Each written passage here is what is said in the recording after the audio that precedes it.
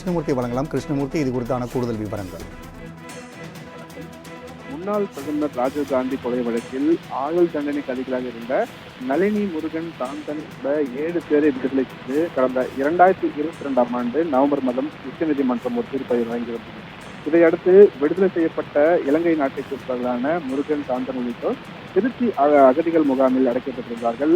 நோய்வாய்ப்பட்டுள்ள தனது தாயை கவனிப்பதற்காக தன்னை இலங்கைக்கு அனுப்பி வைக்க உத்தரவிடக் கோரி சாந்தன் தரப்பில் சென்னை உயர்நீதிமன்றத்தில் மனு ஒன்று தாக்கல் செய்யப்பட்டுள்ளது.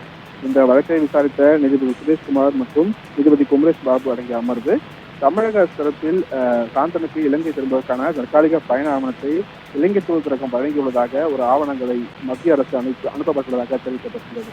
மத்திய வெளியுறவுத்துறையும் இதுவரை தங்களுக்கு அந்த ஆவணங்கள் கிடைக்கவில்லை என்பதால் தற்போது நீதிமன்றத்தில் வழங்கப்பட்ட ஆவணங்களை மத்திய அரசுக்கு அனுப்பி வைப்பதாக கூறி வழக்கின் விசாரணையை தள்ளி வைக்கப்பட்டுள்ளது. இந்த நிலையில் நேற்றைய தினம் காலை சாந்தன் உடல்நலக் குறைவு காரணமாக சென்னை ராஜீவ்காந்தி அரசு மருத்துவமனையில் மரணமடைந்தார்.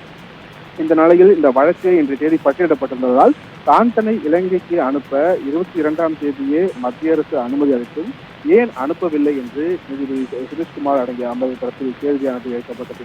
தமிழக அரசுக்கு தொடர்ந்து கேள்வியானது எழுப்பப்பட்டது. அப்போது ஜனவரி 24ஆம் தேதி முதலே மருத்துவமனையில் அவர் அனுமதிக்கப்பட்டிருந்ததாகவும் அவரால் நகரக்கூட முடியவில்லை என்று தமிழக அரசு தரப்பில் ஒரு விளக்கமும் அளிக்கப்பட்டுள்ளது. இன்று பிற்பகலுக்குள் சாந்தனின் மருத்துவ அறிக்கையை தாக்கல் செய்ய வேண்டும் என்று நீதிபதிகள் உத்தரவிட்டு இந்த வழக்கின் விசாரணையை இன்று பிற்பகல் 2:15 மணிக்கு தள்ளி வைத்து உத்தரவிட்டிருக்கிறார்கள். ராம்குமார். கிருஷ்ணா, தகவலுக்கு நன்றி.